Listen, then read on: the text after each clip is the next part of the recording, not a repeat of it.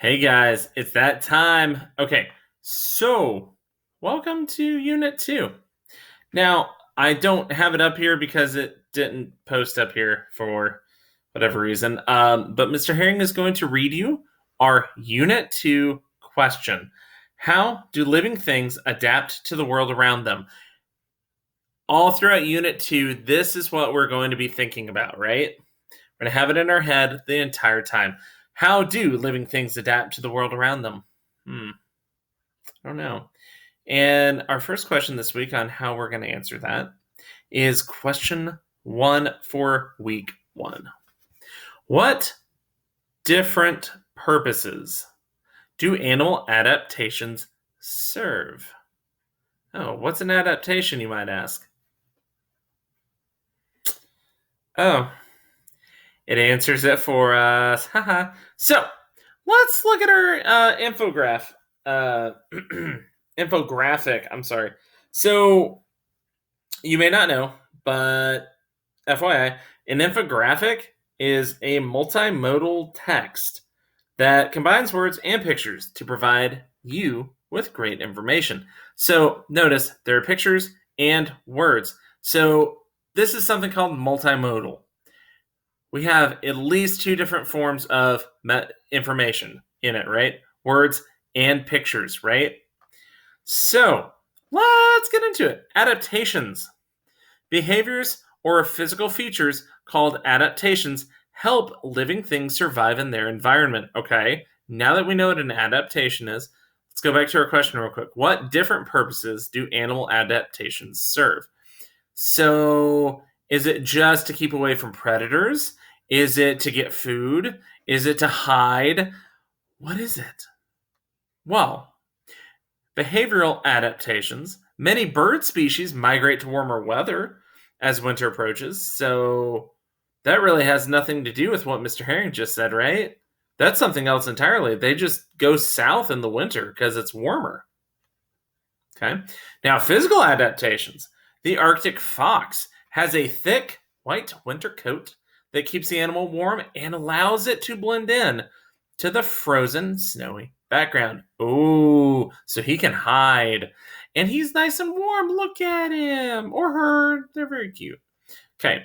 Now, we're going to see something we're a little more used to, the horned lizard.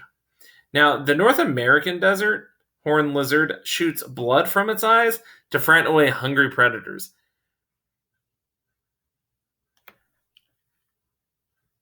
Ew. That's kind of cool, though.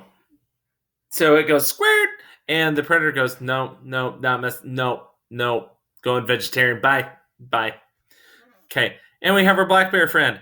To hibernate in the winter, the black bear's body fat increases for warmth. So it gets bigger.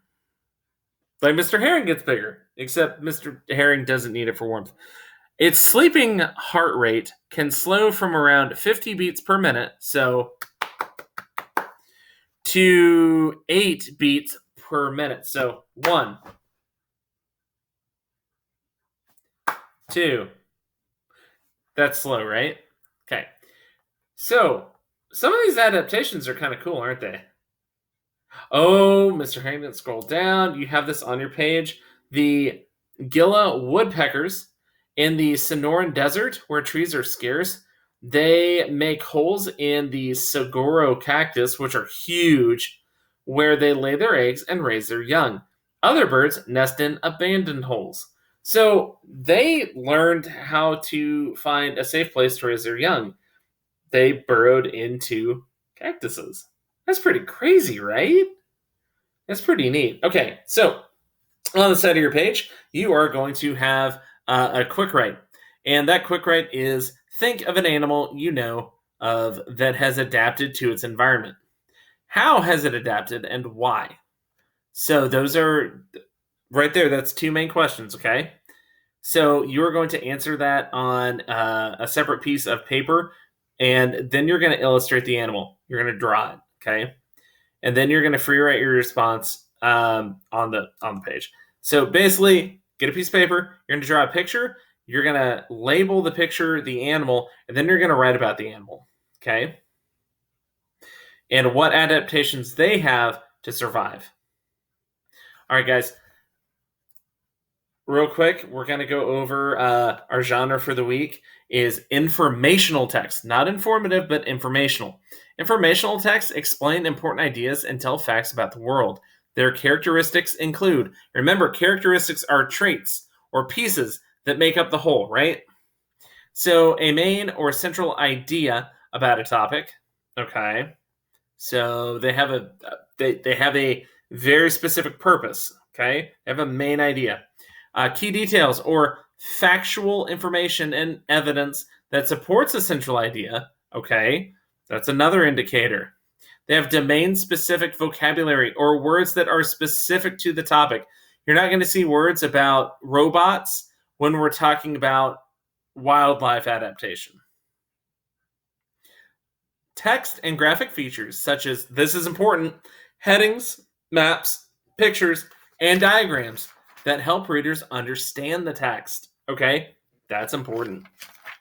And a clear text structure or arrangement of information within a text. So they're going to have good order in how they arrange their information and deliver it to you, the reader. Okay, so here is your anchor chart, which has all of that information except smushed into a chart. Guys, don't be mad at Mr. Herring and his poor word choice, okay? Thank you. So the purpose is to inform or explain. The features, real world, one main idea, factual key details, and possible text features. Got it. Oh, there's so you're going to see cause, effect, problem, solution. Interesting. Compare and contrast. Oh my. Okay. I like these features. That's so cool. Okay. If you have any questions, you know how to reach me. I get lonely. I want to see you at least once a week. For those of you who, and you know who you are, never get on, join me tomorrow. I'll be on. I would love to see you, okay? Once a week, okay? I want to see you at least once a week because some of you I've only met once. I would love to see you again. All right, guys. Have a great day. And as always, find it in your heart to forgive Mr. Herring for any weird words he says that don't make sense. He tries, but Mr. Herring fails a lot. And we're done being sad for Mr. Herring. High five!